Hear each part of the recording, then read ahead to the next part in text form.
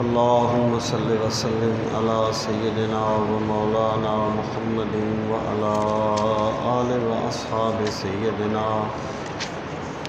ومولانا محمد مبارك وسلم وصل عليه.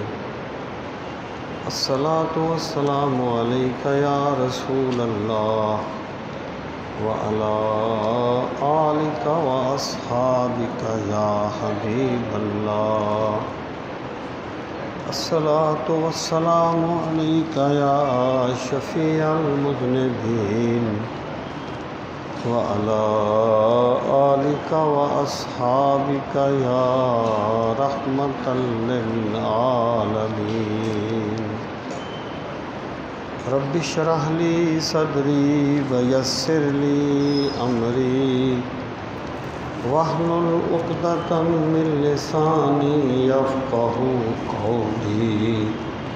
اللهم أرنا الحق حقا وارزقنا اتباعه وأرنا الباطل باطلا وارزقنا اجتنابه. اللهم أرنا الأشياء كما هي. یہ تیسرے پارے کا 5واں رکوع ہے. تیسرے پارے کا 5واں رکوع شروع ہو رہا ہے. اعوذ باللہ من الشیطان الرجیم. بسم اللہ الرحمن الرحیم.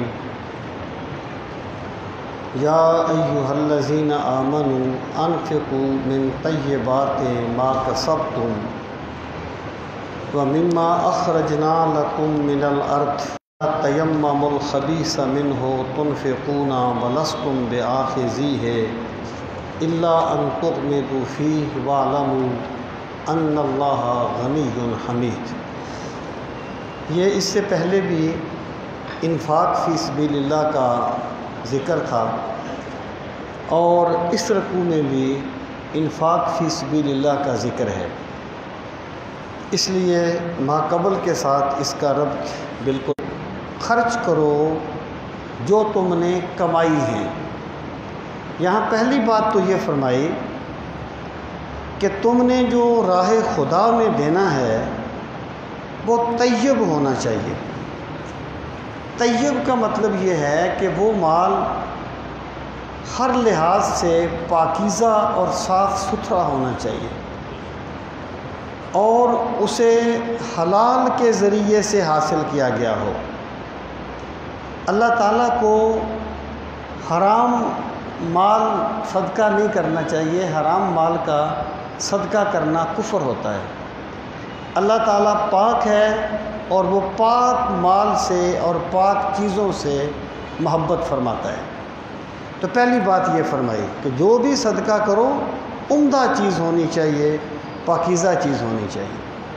پھر یہاں پر فرمایا من طیبات ما کسبتم, یعنی جو تم نے کمایا ہے. ہمارا مطالبہ یہ نہیں ہے کہ تم وہ سارے کا سارا اٹھا کے ہمارے راستے میں دے دو. ہر بندہ جو ہے وہ ابو بکر صدیق جیسا ظرف نہیں رکھتا. اللہ کا مطالبہ یہ نہیں ہے کہ تم نے سارے کا سارا اٹھا کے دے دو. من طیبات, جو پاکیزہ مال تمہیں ملا ہے اس میں سے کچھ میری راہ میں دیا کرو. یہ پہلا ادب سکھایا کہ پاکیزہ چیز کا صدقہ کرنا چاہیے. اور پھر فرمایا وَمِمَّا أَخْرَجْنَا لَكُم مِّنَ الْأَرْضِ, ایک چیز تم نے کمائی ہے جس میں تمہاری کاوش نظر آتی ہے. ایک دکاندار جو ہے وہ دکان پہ بیٹھا ہے, اس نے صبح سے لے کر شام تک دکان پہ بیٹھا ہے, اس نے نفع کمایا ہے, نظر آتا ہے. ایک چیز یہ ہے کہ کسان نے بیج ڈال دیا ہے, اب زمین سے پودے کسان نہیں اگاتا, میرا رب اگاتا ہے. اور پودے بڑے کرنے کے لیے بارش کسان نہیں برساتا, میرا رب برساتا ہے. سورج کی تپش انسان نہیں دے سکتا, اللہ تعالیٰ دیتا ہے. رات کی خنکی بندہ نہیں دے سکتا, اللہ تعالیٰ دیتا ہے. وَمِمَّا أَخْرَجْنَا لَكُم مِّنَ الْأَرْضِ, اور اس میں سے جو ہم نے نکالا تمہارے لیے.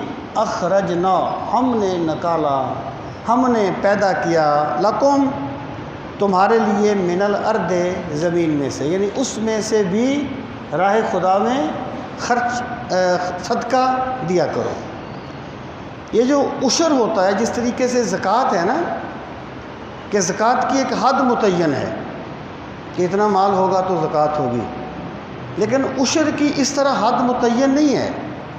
ایک تقسیم ہے کہ جو چیزیں جلدی خراب ہو جاتی ہیں ان کو عشر نہیں ہوتا، جیسے سبزیاں وغیرہ ہیں، یہ یعنی بعض روایات کی بنیاد پر، لیکن قرآن کریم نے مطلق کہا ہے وَمِمَّا أَخْرَجْنَا لَكُم مِّنَ الْأَرْضِ، اور جو کچھ ہم نے تمہارے لیے نکالا ہے اس میں سے راہ خدا میں خرچ کرو۔ اس کا مطلب یہ ہے عشر جو ہے وہ سارے مال پر ہوتا ہے، اس کی کوئی حد متعین نہیں ہوتی کہ اتنا ہوگا تو اس میں سے عشر ہوگا، جتنا بھی ہے مال جو باقی رہنے والا ہے اس میں عشر ہوتا ہے۔ امام ابو حنیفہ کی دلیل یہ آیہ کریمہ ہے۔ اگلا ادب سکھایا وَلَا تَيَمَّمُوا الْخَبِيثَ مِنْهُ، خبیث یہاں پر ردی کے معنی میں ہے۔ ایک تو خبیث کا لفظ ہم شریف کے معنی میں استعمال کرتے ہیں نا، یہ ہمارا اردو استعمال ہے، ایکچولی عربی میں خبیث کا لفظ طیب کے مقابلے میں ہے۔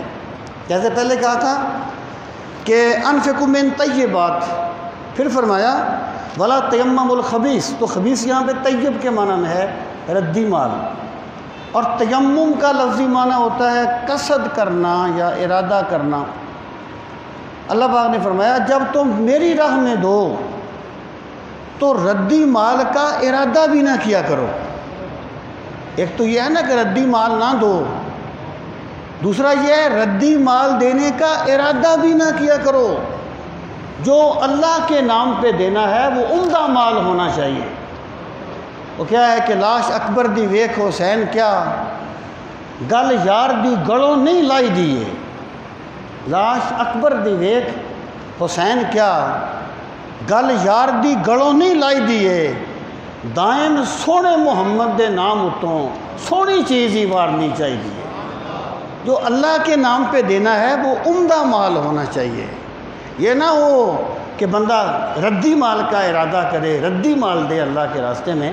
اگرچہ یہ تو ہے نا کوئی جنس بندہ دیتا ہے یا کوئی صدقہ کرتا ہے کوئی اور چیز، اب روپیہ جو ہے اس کی تو ویلیو برابر ہے، پھٹا ہوا نوٹ ہو یا نیا ہو، بجرتے کہ بینک والے اس کو لے لیں، اس کی ویلیو برابر ہوتی ہے۔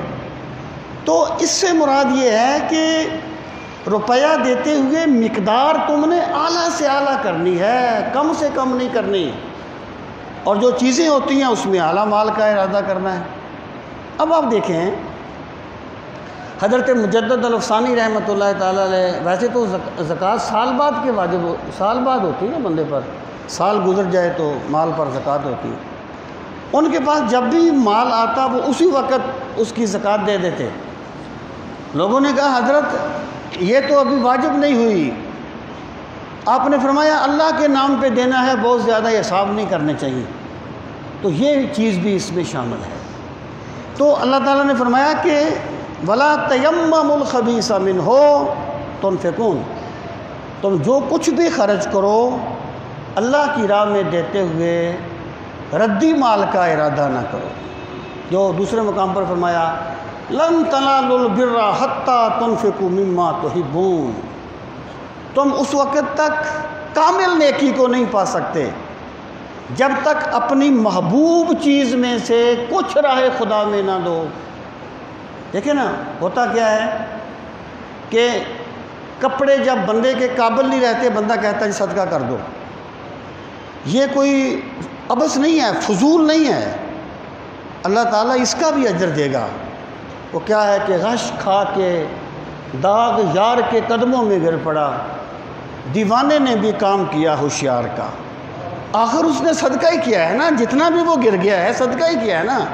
لیکن یہ کمال نہیں ہے، کمال یہ ہے کہ بندہ اپنے لیے اپنی حیثیت کے مطابق رکھے اور رب کے لیے رب کی شان کے مطابق دے۔ حضرت شاہ سلمان توسوی کے پاس ایک بندہ آیا تھا، مولوی صاحب تھے، کہنے لگے حضرت مجھے کوئی وصیت کیجیے۔ آپ نے فرمایا مولوی صاحب اللہ تعالیٰ کو اپنے سے بہتر سمجھا کرو، یا کم از کم اپنے جیسا ضرور سمجھا کرو۔ اس نے کہا حضرت یہ آپ نے کیا بات کر دی، اللہ میرا خالق ہے، میرا مالک ہے، پھر لفظ تو ہمارے ختم نہیں ہوتے نا۔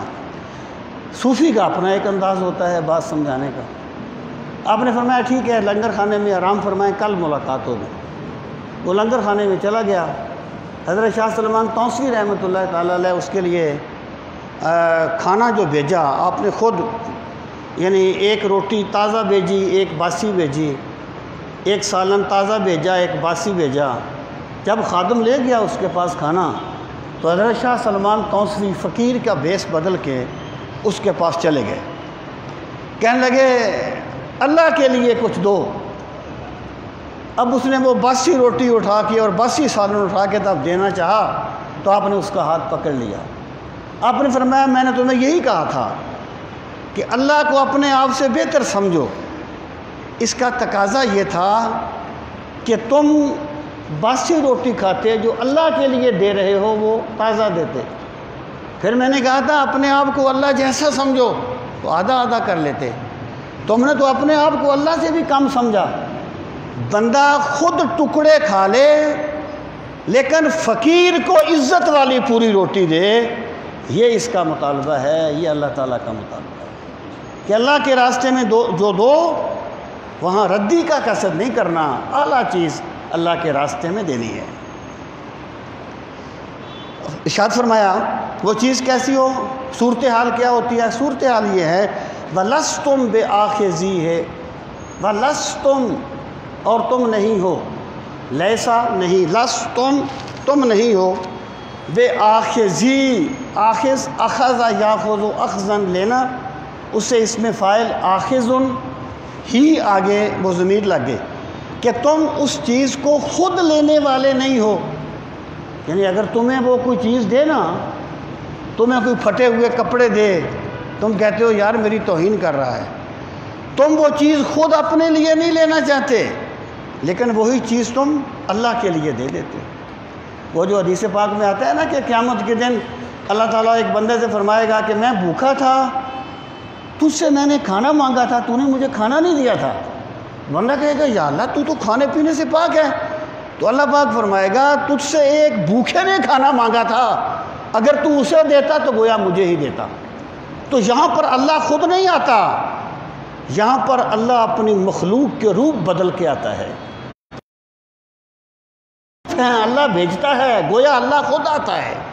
تو مطلب یہ ہے کہ جو چیز بندہ خود اپنے لیے پسند نہیں کرتا اسے صدقہ کر دینا، میں پھر کہہ رہا ہوں اس کا یہ مطلب نہیں ہے کہ جس نہج پہ ہم صدقہ کرتے ہیں اس کو بھی چھوڑ دیں۔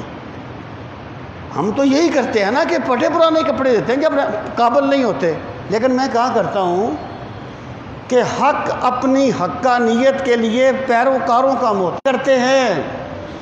میں اپنے جیسے کمزور بندوں کی بات کر رہا ہوں کہ اگر ہم اس طریقے سے بھی صدقہ کرتے ہیں تو یہ صدقہ بھی ابس رائے گا نہیں جاتا، اللہ اس کا بھی اجر دیتا ہے، لیکن اللہ کی شان کے شایع یہ ہے کہ بندہ اللہ کے نام پہ بہترین مال صدقہ کرے۔ اور پھر دیکھیں تم جو خرچ کرتے ہو، یہاں پر صرف مال نہیں آتا، یہاں پر جو چیز بندے کو محبوب ہے اس میں سب چیزیں آ جاتی ہیں۔ لن تنالوا البر حتی تنفقوا مما تحبون، جو تم پسند کرتے ہو۔ بندے کو اپنا وقت بڑا پسند ہے، کبھی اللہ کے نام پہ وقت دینا چاہیے، اللہ کی یاد کے لیے، اللہ کی معرفت کے لیے۔ بندے کو اپنی عزت بڑی پسند ہے، کبھی موقع آ جائے تو اللہ کو راضی کرنے کے لیے عزت قربان کر دینی چاہیے۔ بندے کو اپنے دوست احباب بڑے پسند ہیں، کبھی موقع آ جائے تو اللہ کو راضی کرنے کے لیے ان کو بھی قربان کر دینا چاہیے، جو کچھ راستے میں آئے اس کو قربان کر دینا چاہیے۔ بندہ اللہ کے نام پہ جو کچھ دیتا ہے اللہ جانتا ہے کہ میں نے اسے کس طریقے سے نوازنا ہے۔ فرمایا ایسا نہ ہو وَلَسْتُمْ بِآخِذِيهِ، تم اسے لینے والے نہیں ہو، إِلَّا أَن تُغْمِضُوا فِيهِ، اللہ مگر ان کے تغمدو اغماد، فطرت وہ کیا ہے، فطرت افراد سے اغماز بھی کر لیتی ہے۔ اغماز اقبال کا شعر ہے، فطرت افراد سے اغماض بھی کر لیتی ہے، کبھی کرتی نہیں ملت کے گناہوں کو معاف۔ اگر فرد غلطی کرے نا، فرد، اللہ اس سے چشم پوشی کر لیتا ہے، یہ ہے۔ اگر پوری قوم بگڑ جائے پھر اللہ کا عذاب آتا ہے۔ اغماض نکلا ہے تغمدو سے، یعنی اگر تمہیں وہ چیز دی جائے تم اس سے چشم پوشی کرو گے، تم اسے نہیں لینا چاہو گے، الا ان تغمدو فیہ، مگر تم اس میں چشم پوشی کرو گے۔ وَاعْلَمُوا، اور جان لو، ان اللہ غنی حمید، بے شک اللہ بے نیاز ہے۔ اللہ اگر تمہارے پاس بندوں کو بھیجتا ہے نا، اس لیے نہیں بھیجتا کہ اللہ خود انہیں نہیں دے سکتا۔ یہ مشرکین مکہ کہتے تھے کہ اگر اللہ کو ان کی بہتری مقصود ہوتی ہے اللہ انہیں خود دے دیتا، ہم کیوں دیں؟ اللہ فرماتا ہے میں بے نیاز ہوں، میں تمہیں بھی ان کے پاس بھیج سکتا ہوں جنہیں تمہارے پاس بھیجتا ہوں۔ تمہیں میرا شکر ادا کرنا چاہیے کہ میں نے تمہیں دینے والا بنایا ہے۔ اللہ بے نیاز ہے، وہ سب کچھ کر سکتا ہے، اس کا ایک نظام ہے، وہ اپنے بندوں میں ایک نظام کو جاری کرتا ہے تاکہ پرکھے کہ اللہ کی محبت میں تڑپنے والے کون ہیں اور اپنے مفاد کو سجدے کرنے والے کون ہیں۔ غنی ہے، بے نیاز ہے، حمید، اور وہ لائق ستائش ہے۔ ہر تعریف دینا چاہیے کہ یہ اس رب کا بھیجا ہوا بندہ ہے جو ہر تعریف کے لائق ہے۔ حضرت علی المرتضیٰ رضی اللہ تعالیٰ عنہ نے فرمایا تھا، اور اس بات کو میں نے پرسنلی آزمایا، اور بڑا اس سے جب میں تفسیر لکھتا تھا تو وہ بڑا سا وہ تھا ایک رجسٹر سا، اب آگے 2 کتابیں پڑھی ہوئی ہیں، نیچے اس کو بیلنس کرنے کے لیے ادھر کتابیں رکھی ہوئی ہیں، ادھر ایک کتاب رکھی ہوئی ہے، ادھر ایک کتاب رکھی ہوئی ہے۔ اب ایک بندہ آ گیا، اس نے گھنٹی بجا دیا، جی وہ اٹیسٹیشن کے لیے آیا ہے۔ اب ایک تو لکھتا ہوا بندہ ویسے کس دنیا میں کھویا ہوا ہوتا ہے، اب وہ اٹیسٹیشن کے لیے آ گیا، مجھے کوئی 5-7 منٹ لگیں گے دوبارہ وہ سیٹنگ کرنے میں۔ پھر مجھے حضرت علی کا فرمان یاد آتا تھا، آپ فرماتے تھے جب لوگ تیرے پاس کسی مقصد کے لیے آئیں تو دل چھوٹا نہ کیا کر، اللہ کا شکر کر کے لوگ تیرے پاس آتے ہیں، وہ تجھے بھی کسی کے پاس بھیج سکتا ہے۔ تو یہ بھی ساری چیزیں صدقے میں شمار ہوتی ہیں، یہ بھی ساری چیزیں جو ہیں، بندہ اگر سمجھے گا کہ اللہ تعالیٰ نے یہ سسٹم بنایا ہوا ہے تو بندے کی بہت بڑی ٹینشن اس سے ختم ہو جاتی ہے، اور بندہ اپنے رب کی رضا کا راہی بن جاتا ہے۔ آگے فرمایا الشیطان یعدکم الفقر، اب آگے ایک نفسیاتی سبب بیان کیا، یعنی ہر بندہ چاہتا ہے کہ میں صدقہ کروں، اللہ مجھ سے راضی ہو، لیکن نفسیاتی کیا رکاوٹ کیا بنتی ہے اس کو بیان فرمایا۔ الشیطان، شیطان، یعدکم، یہ یعد و وعید سے نکلا ہے، ڈرانا۔ شیطان تمہیں ڈراتا ہے، کس سے؟ الفقرہ، غریب ہو جاؤ گے، اگر اللہ کی راہ میں دو گے غریب ہو جاؤ گے۔ وَيَأْمُرُكُمْ بِالْفَحْشَاءِ، اور وہ تمہیں حکم دیتا ہے بے حیائی کا، یعنی وہ تمہیں راہ خدا میں دینے کے لیے رکاوٹ بن جاتا ہے، لیکن جب بے حیائی پہ خرچ کرنا ہوتا ہے وہاں تمہیں بڑا حوصلہ دے دیتا ہے، وہاں بندہ بہت کچھ لٹا دیتا ہے۔ نیکی کے راہ میں بڑی محدود جگہ پر جا کے بندہ رک جاتا ہے، اور جب اپنی ناک کا مسئلہ آ جائے، انا کا مسئلہ آ جائے، بھلا سے وہ کام غلط ہو تو بندہ قرض لے کے بھی وہاں لٹا دیتا ہے۔ ایکچولی یہ شیطان کا ایک ہیلا ہے کہ شیطان تمہیں کہتا ہے اگر راہ خدا میں دو گے تو تم غریب ہو جاؤ گے، اور پھر تمہیں یہاں غربت سے ڈراتا ہے، لیکن فضول خرچی میں غربت سے نہیں ڈراتا، وار ہو جائے گا۔ مجھے کیا فائدہ ہوا، مجھے کیا فائدہ ہوا بھائی؟ معاش بندے کا بہت بڑا مسئلہ ہے، معاش بندے کا بہت بڑا، اس میں کوئی شک نہیں ہے۔ 5 رکن اسلام دے، 6واں بولیا ٹوک، ٹوک مین روٹی، 5 رکن اسلام دے، 6واں بولیا ٹوک، جیکر 6واں نہ رہے تے 5 جاندے مک۔ قاد الفقر وان یکون کفرا، غربت کبھی کبھی کفر تک لے جاتی ہے۔ معاش بہت بڑا مسئلہ ہے، لیکن ہمیں یہ بات نہیں بھولنی چاہیے کہ سب کچھ معاش ہی نہیں ہے، سب کچھ دنیا ہی نہیں ہے، ایک آخرت بھی ہے۔ اگر بندے نے یہاں اللہ کے لیے نقصان بھی اٹھا لیا تو اللہ اسے آخرت میں اجر دے گا۔ یہ ہے مغفرتاً، اللہ تم سے مغفرت کا وعدہ کرتا ہے۔ اور پھر فرمایا صرف مغفرت نہیں، وفضلا، اللہ تم سے اپنے فضل کا وعدہ بھی فرماتا ہے۔ یعنی جو سرکار نے فرمایا نا کہ قسم کھا کے فرمایا کہ صدقہ کرنے سے مال کم نہیں ہوتا، جب بندہ اللہ کی رضا کے لیے صدقہ کرتا ہے اللہ برکتیں دیتا ہے، اللہ اس کی آفات اٹھا لیتا ہے۔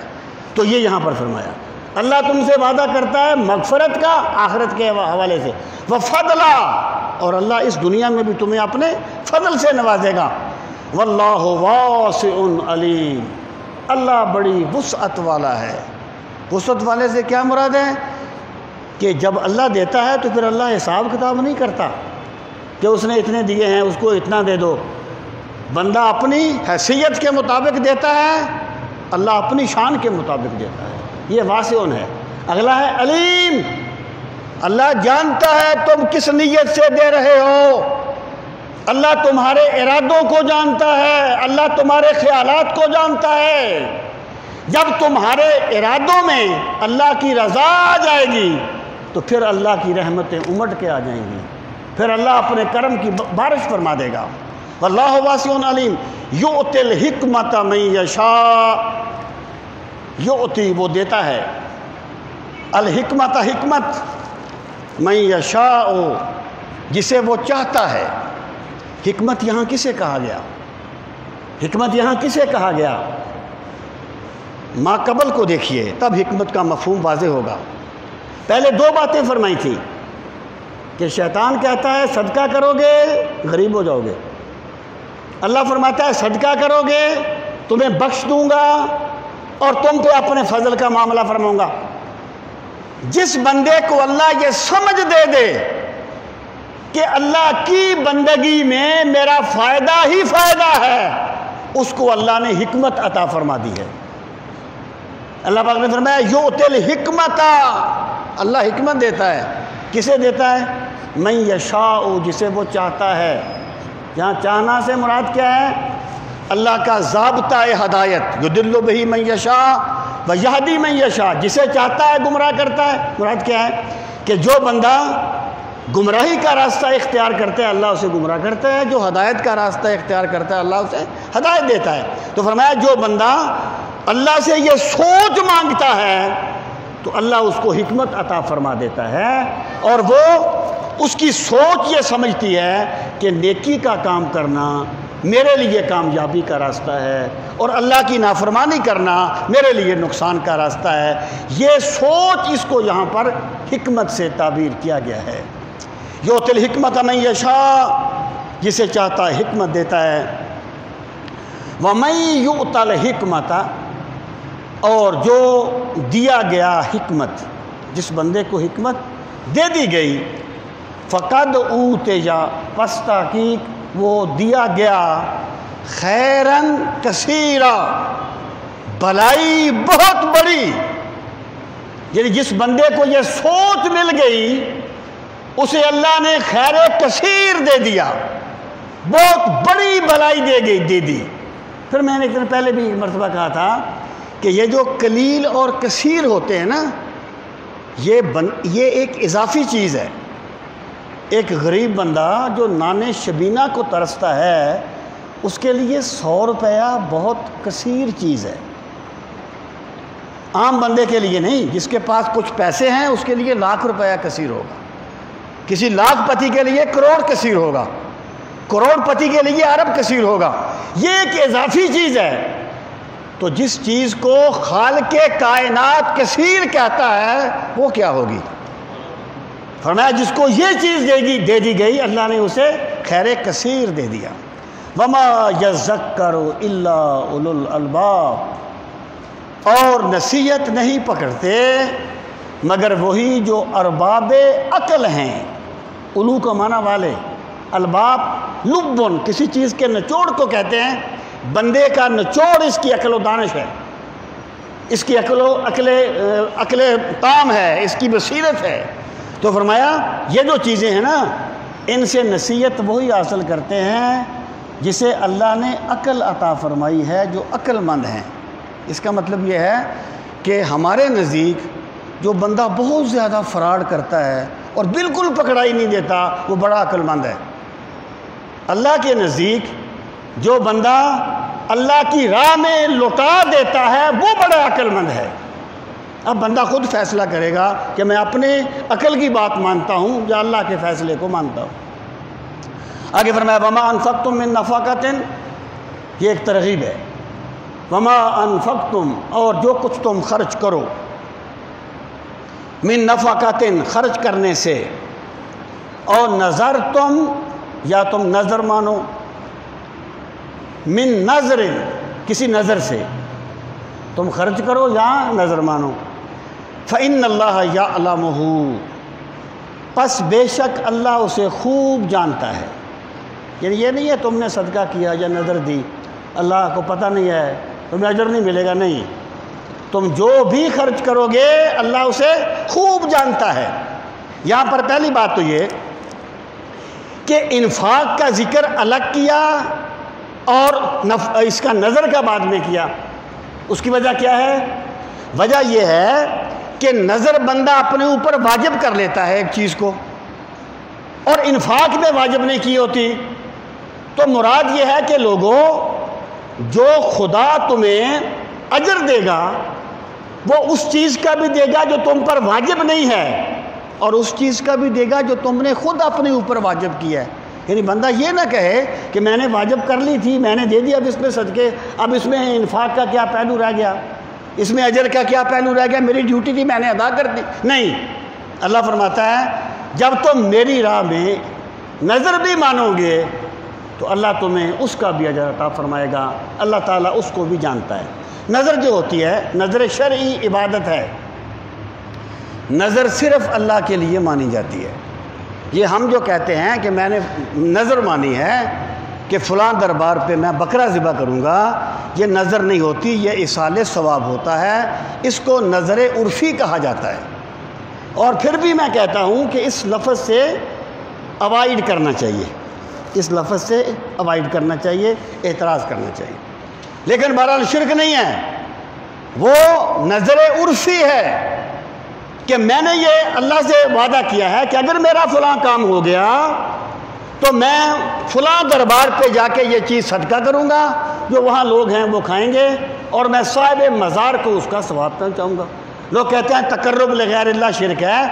بھائی تقرب لغیر اللہ مطلق شرک نہیں ہے، ورنہ ہر سب آرڈینیٹ اپنے آفیسر کا قرب چاہتا ہے، ہر بندہ کسی بڑے بندے کا قرب چاہتا ہے۔ تقرب لغیر اللہ علی وجہ العبادت شرک ہے، مطلق تقرب لغیر اللہ شرک نہیں ہے، یہ غلط بات ہے۔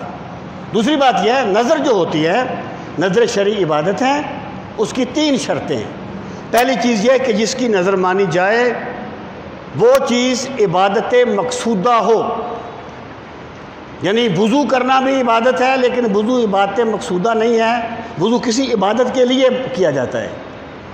بندہ یہ کہے کہ میں نے نظر مانی ہے کہ اگر میرا فلاں کام ہو گیا تو میں وضو کروں گا، یہ کوئی نظر نہیں ہے، عبث ہے، عبادت مقصودہ ہو۔ دوسری چیز یہ ہے کہ وہ چیز پہلے سے واجب نہ ہو۔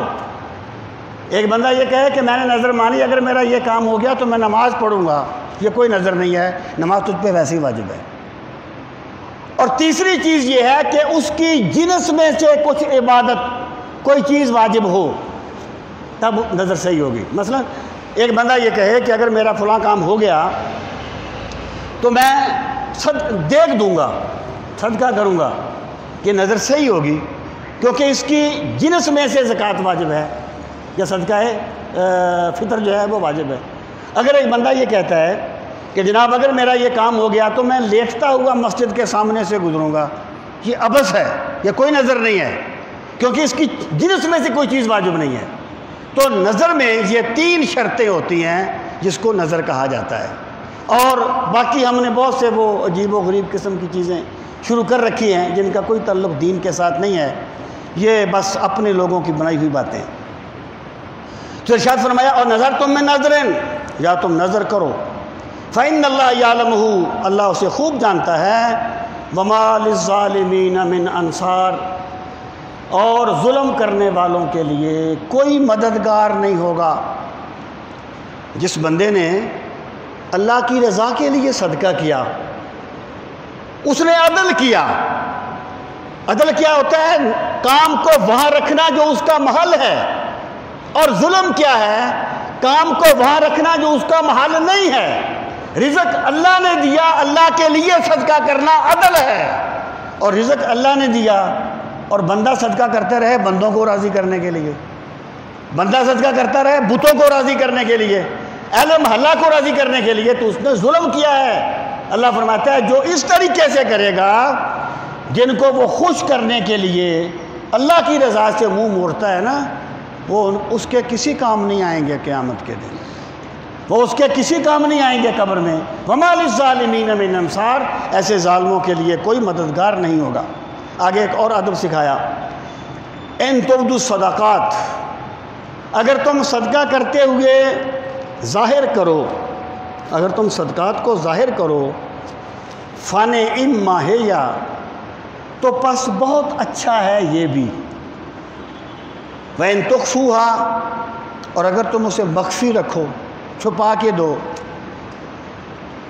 وَتُؤْتُوهَا الْفُقَرَاءَ، اور تم دو اسے فقیروں کو، محتاجوں کو، فَهُوَ خَيْرٌ لَكُمْ، تو یہ بہت بہتر ہے تمہارے لیے. یعنی اگر کوئی بندہ، دیکھیں ایکچولی یہ بندے کی نیت پہ ڈیپینڈ کرتا ہے. ایک بندہ یہ سمجھتا ہے کہ اگر میں نے زکوٰۃ اعلانیہ نہ دی تو میرے بارے میں بدگمان ہوں گے لوگ.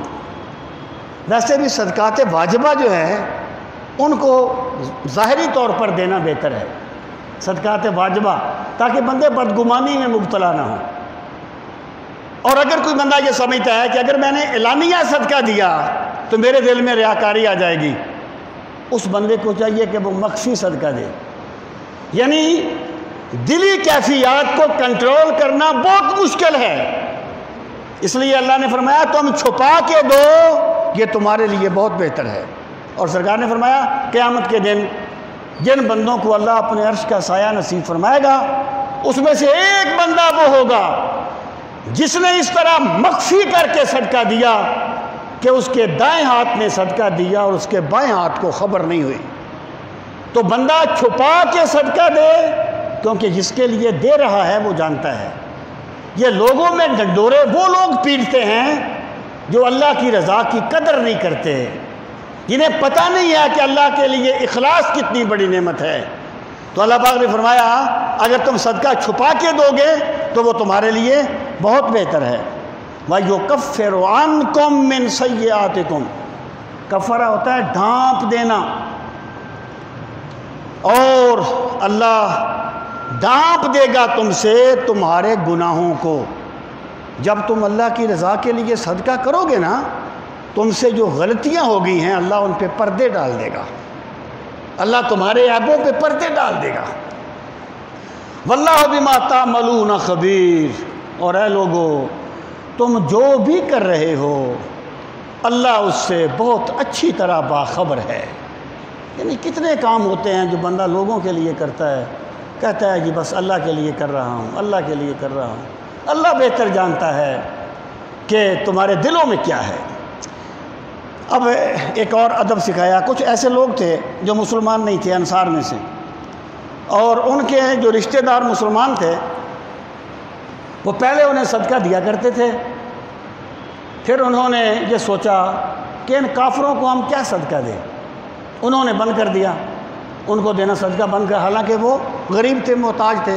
اور فقہی طور پر یاد رہے کہ صدقات واجبہ، زکوٰۃ اور صدقہ فطر، یہ غیر مسلم کو نہیں دینے چاہیے.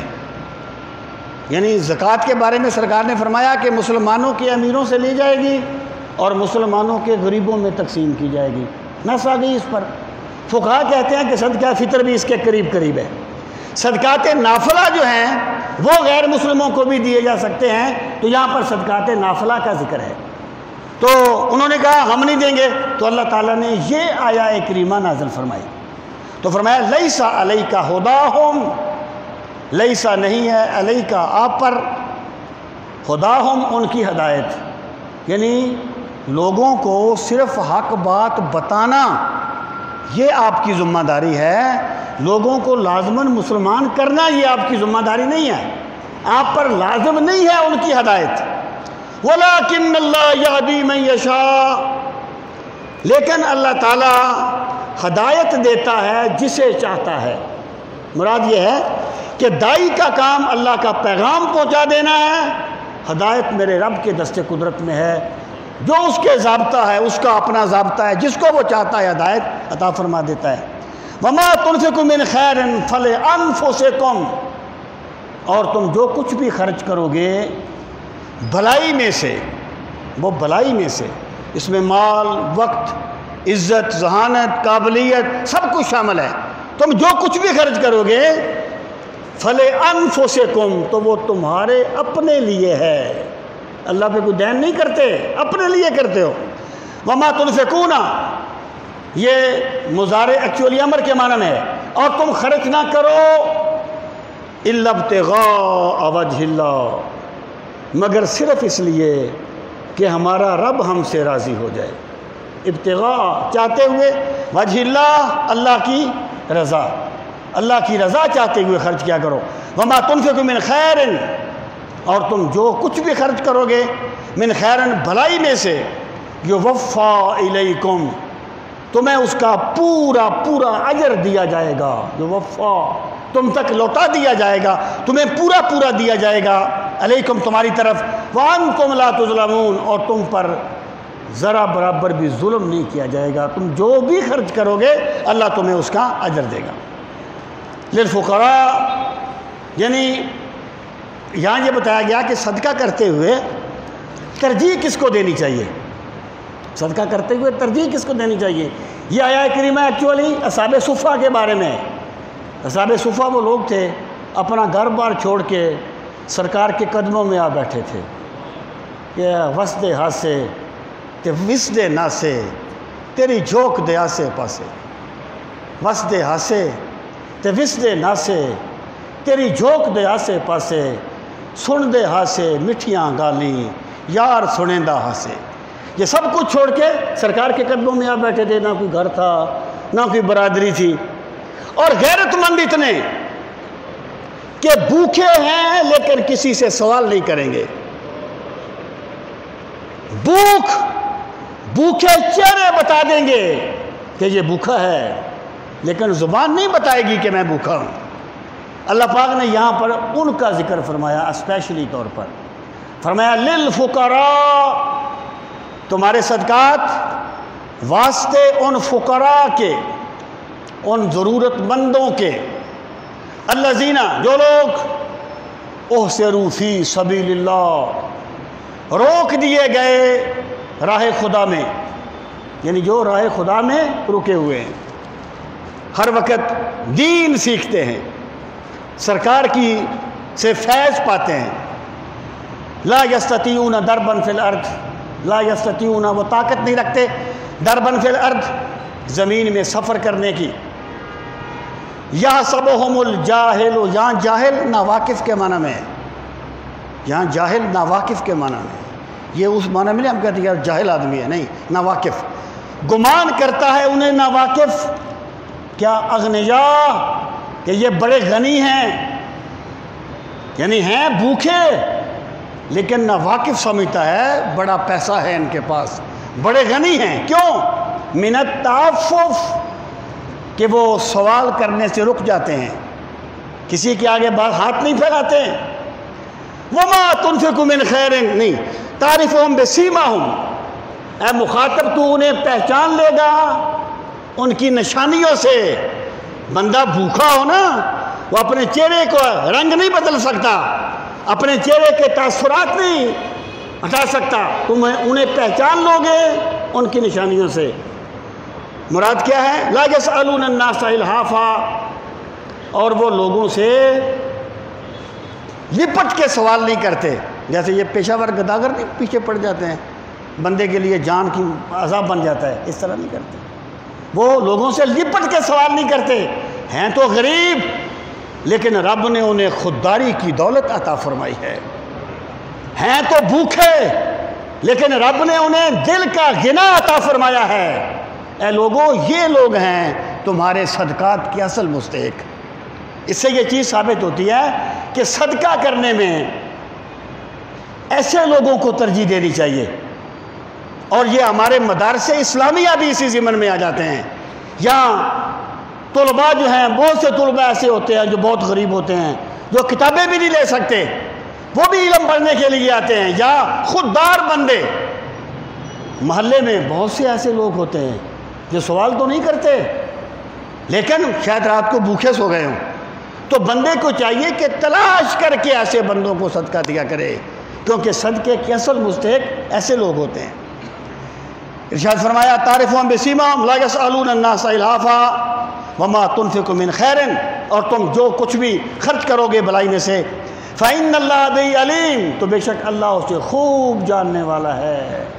تم نے بالکل خاموشی سے ایک بندے کو صدقہ دے دیا، بندے کو نہیں پتہ چلا کس نے دیا ہے، اللہ جانتا ہے میرے بندے نے کیا کیا ہے۔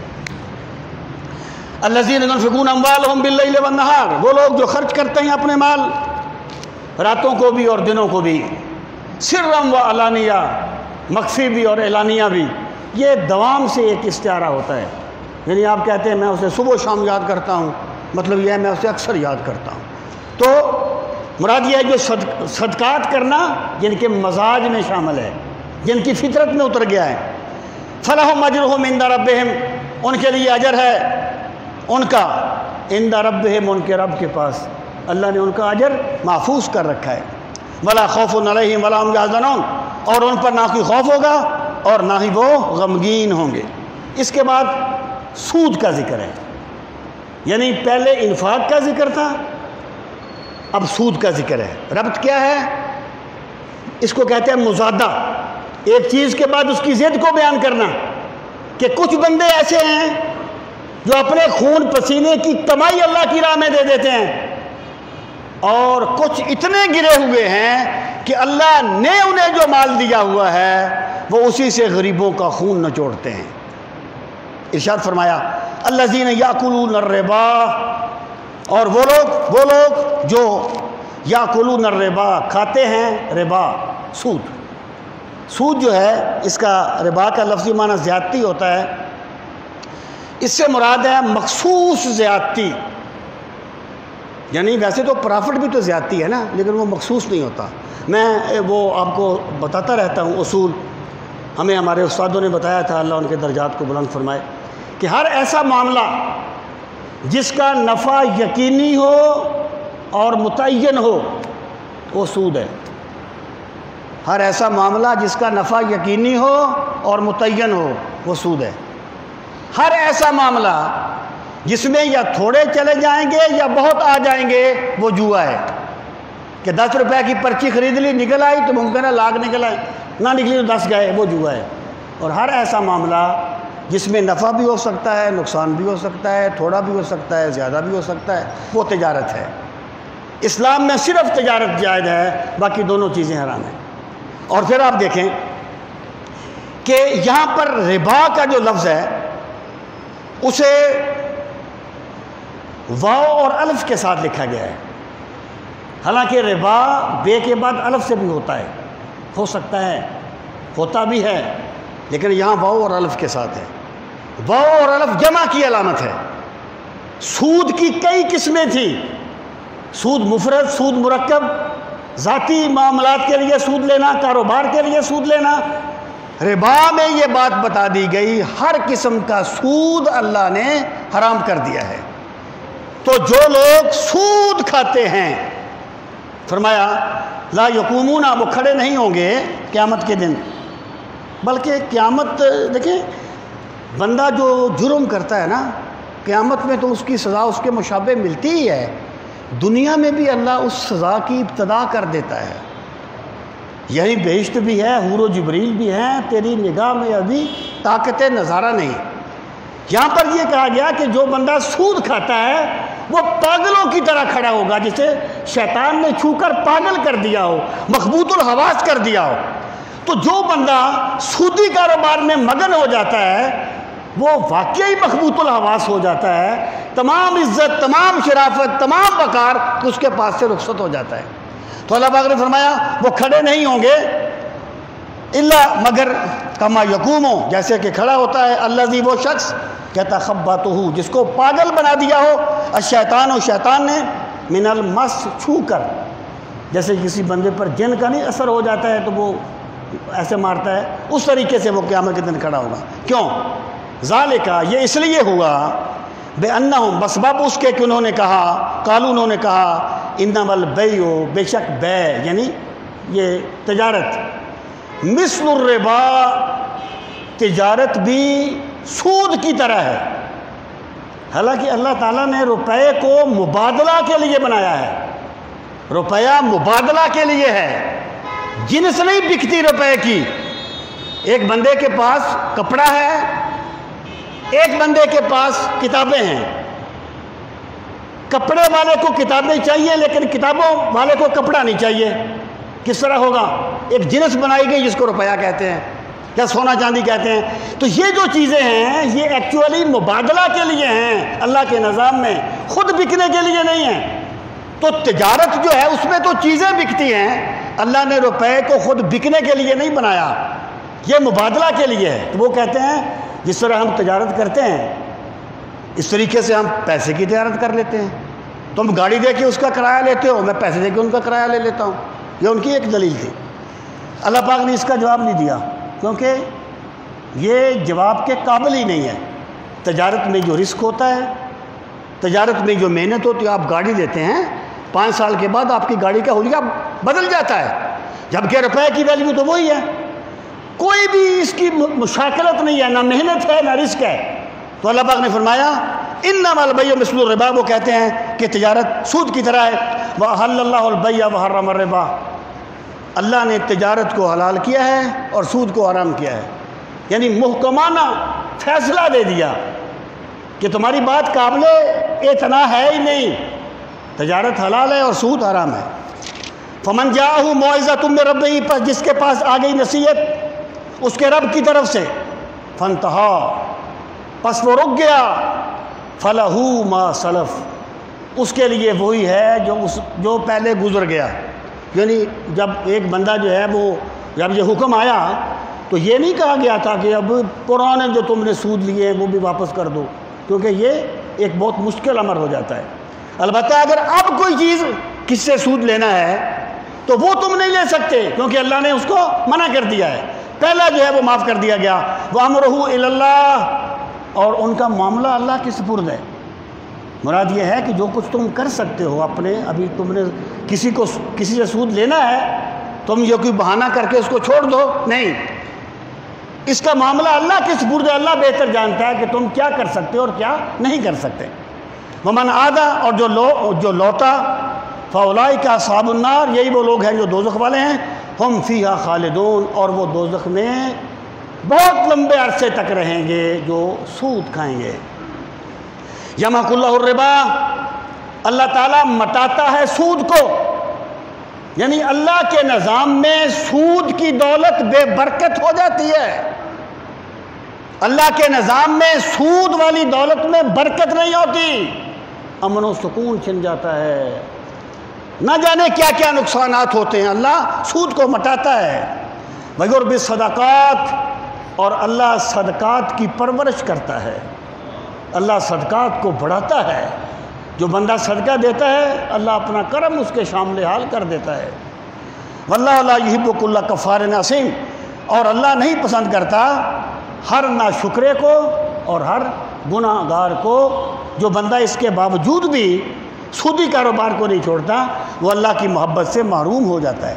ان الذین آمنوا، بے شک وہ لوگ جو ایمان لائے، وعملوا الصالحات، اور انہوں نے نیک کام کیے، واقاموا الصلاۃ، اور انہوں نے نماز قائم کی، وآتوا الزکوٰۃ، اور زکوٰۃ ادا کی، لہم اجرہم عند ربہم، ان کے لیے اجر ہے ان کے رب کے پاس، ولا خوف علیہم ولا ہم یحزنون، اور نہ ان پہ کوئی خوف ہوگا اور نہ ہی وہ غمگین ہوں گے۔ مراد یہ ہے کہ جو بھی نیک کام کرو گے اللہ تمہیں اس کا اجر دے گا۔ آگے حکم فرمایا یا ایھا الذین آمنوا، اے وہ لوگوں جو ایمان لائے، اتقوا اللہ، اللہ سے ڈرتے رہا کرو، زندگی کے ہر قدم پر، ہر معاملے پر اللہ سے ڈرتے رہا کرو۔ اور پھر کیا؟ وَذَرُوا مَا بَقِیَ مِنَ الرِّبَا، اور چھوڑ دو ما بقیہ، جو کچھ باقی رہا، من الربا، سود میں سے، جو سود تمہارے اب باقی ہے نا، جب حکم آیا وہ چھوڑ دو، ان کنتم مومنین، اگر تم ایمان لانے والے ہو، اگر اللہ کی وہی بات ماننی ہے جس میں تمہارا مادی فائدہ ہو، پھر تم اپنی ذات پر ایمان لانے والے ہو، اگر اللہ پر ایمان لانے والے ہو پھر تمہیں یہ چھوڑنا پڑے گا۔ فَإِن لَمْ تَفْعَلُوا، اتنی بڑی وعید ہے نا اس پر، سوائے اولیاء کی دشمنی کے یہ وعید کسی اور گناہ پر نہیں آئی۔ فَإِن لَمْ تَفْعَلُوا، اگر تم نے ایسا نہ کیا، فَأْذَنُوا، پس سن لو، بِحَرْبٍ مِّنَ اللَّهِ وَرَسُولِهِ، جنگ کا اعلان ہے اللہ کی طرف سے اور اللہ کے رسول کی طرف سے۔ اگر تم باز نہ آئے تو اللہ تمہارے خلاف اعلان جنگ کرتا ہے، اللہ کا رسول تمہارے خلاف اعلان جنگ کرتا ہے۔ جب یہ آیت نازل ہوئی نا، اس وقت بنو ثقیف ایک قبیلہ تھا، جو لوگ یہ کہتے ہیں کہ انفرادی سود منع ہے، تجارتی سود نہیں، غلط کہتے ہیں۔ اس وقت بھی تجارتی سود تھا۔ بنو ثقیف ایک قبیلہ تھا، اور بنو مغیرہ جو ہے، بنو مغیرہ نے بنو ثقیف کا قرض دینا تھا، سودی پیسے دینے، بنو ثقیف نے بنو مغیرہ سے سودی پیسے لینے تھے۔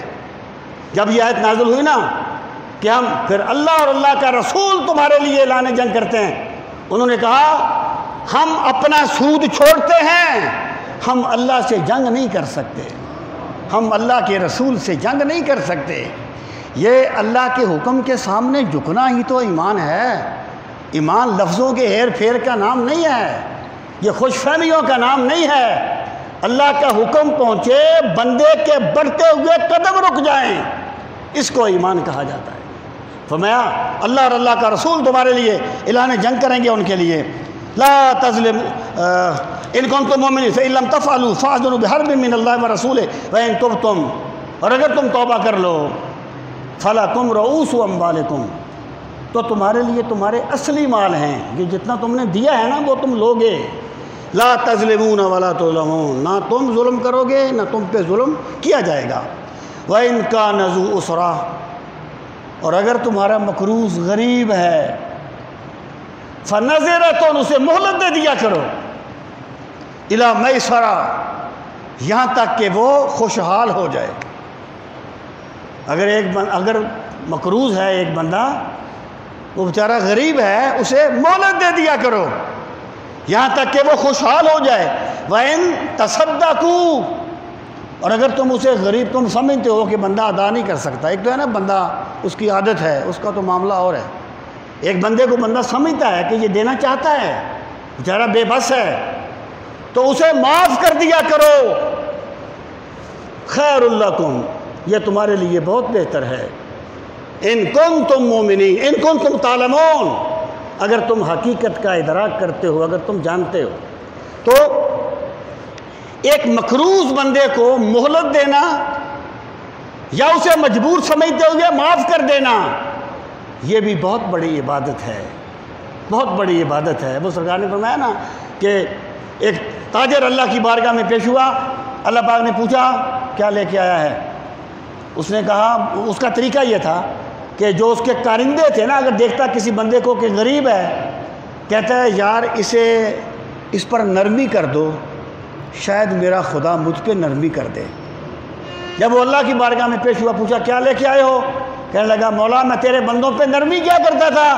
اللہ نے فرمایا ہم تجھ پہ نرمی کرتے ہیں، ہم تجھے معاف کر دیتے ہیں، تجھے بخش دیتے ہیں۔ ان تصدقوا خیر لکم ان کنتم تعلمون واتقوا یوما ترجعون فیہ الی اللہ۔ قیامت کا تذکرہ جو ہے نا، یہ ہے ہر نیکی کا محرک، یہ ہے ہر گناہ کو ختم کرنے والا۔ واتقوا، ڈرتے رہا کرو، یومن، اس دن سے، ترجعون، جس دن تم لوٹائے جاؤ گے، فی ہے جس دن، اللہ، اللہ کی طرف، اس دن سے ڈرتے رہا کرو جب تم اللہ کی بارگاہ میں لوٹائے جاؤ گے۔ یہ آیت ہے قرآن مجید کی سب سے آخری آیت، یہ نازل ہوئی ہے رسول کریم علیہ الصلوۃ والسلام کے وصال مبارک سے ایک ہفتہ پہلے تقریباً۔ اس کے بعد کوئی آیت نازل نہیں ہوئی۔ الیوم اکملت لکم دینکم اس سے بہت پہلے نازل ہوئی ہے۔ ہاں ہم یوں کہہ سکتے ہیں کہ نئے احکام کے اعتبار سے وہ آخری آیت ہے۔ اس میں تو قیامت کا ذکر ہے، قیامت کا ذکر تو بارہا آیا ہے، لیکن آخری آیت جو نازل ہوئی ہے وہ یہ آیت ہے۔ لوگوں اللہ سے ڈرتے رہو اس دن سے جب تم اللہ کی طرف لوٹائے جاؤ گے، پھر کیا ہوگا؟ ثم توفا، پھر پورا پورا دیا جائے گا بدلہ، کل نفس، ہر جان کو، ما کسبت، جو بھی اس نے کمایا ہے، جو بھی اس نے کیا تھا، وہم لا یظلمون، اور ان پر ظلم نہیں کیا جائے گا۔ اللہ کسی کا حق نہیں مارے گا۔ لوگوں جو بھی زندگی میں ہر وقت قیامت کے منظر کو اپنے سامنے رکھا کرو۔ اللہ تعالی ہم سب کو اپنے دین کی معرفت نصیب فرمائے۔ وما علینا الا البلاغ المبین۔ جی جنازہ پڑھایا صاحب، اچھا ٹھیک۔ الحمدللہ رب العالمین والعاقبۃ للمتقین، الصلاۃ والسلام علی سید المرسلین وعلی آلہ واصحابہ اجمعین۔ ربنا آتنا فی الدنیا حسنۃ وفی الآخرۃ حسنۃ وقنا عذاب النار۔ پروردگار عالم ہم سب کی حاضری اپنی بارگاہ عالی میں قبول و منظور فرما۔ یا ارحم الراحمین، ہمارے گناہوں کو معاف فرما۔ میرے مالک ہمارے گناہوں کو اپنی بندگی کے راستے میں رکاوٹ نہ بنا۔ میرے مالک ہمیں اخلاص کی نعمت نصیب فرما، للہیت کی دولت نصیب فرما۔ یا اکرم الاکرمین، اپنے بے پناہ کرم کا واسطہ ہمیں قرآن مجید کی تلاوت کا ذوق نصیب فرما۔ قرآن مجید کو سمجھنے کے لیے ہمیں شرح صدر کی نعمت سے نواز۔ پروردگار عالم زندگی کے قدم قدم پر قرآنی تعلیمات کے مطابق چلنے والا بنا دے۔ پروردگار عالم قرآن مجید کی بے پناہ برکتوں کا واسطہ تمام دکھیوں کے دکھ دور فرما، تمام پریشان حالوں کی پریشانیاں دور فرما، تمام بیماروں کو شفائے کاملہ و عاجلہ نصیب فرما۔ جمیع مومنین مومنات جس جہان سے چلے گئے، حاضرین مجلس کے جتنے بھی عزیز و اقارب اس دنیا سے چلے گئے، میرے مالک سب کی مغفرت فرما، سب کے درجات کو بلند فرما۔ پروردگار عالم بالخصوص ملک منیر صاحب کی مغفرت فرما، ان کے درجات کو بلند فرما۔ میرے مالک انہیں فردوس بری میں اعلیٰ مقام نصیب فرما۔ میرے مالک اپنے پاک نبی علیہ الصلوۃ والسلام کی وجاہتوں کا واسطہ ان کی قبر کو جنت کے باغات میں سے باغ بنا۔ میرے مالک ان کی آخرت کی منزلوں کو آسان فرما۔ پروردگار عالم اپنے بے پناہ کرم کا واسطہ ان کے تمام لواحقین کو صبر جمیل عطا فرما۔ میرے مالک ہم سب کو بھی آخرت کی فکر کرنے والا بنا دے۔ وصلی اللہ تعالی علی خیر خلقہ ونور عرشہ وزینت فرشہ محمد وعلی آلہ واصحابہ اجمعین، آمین برحمتک یا ارحم الراحمین۔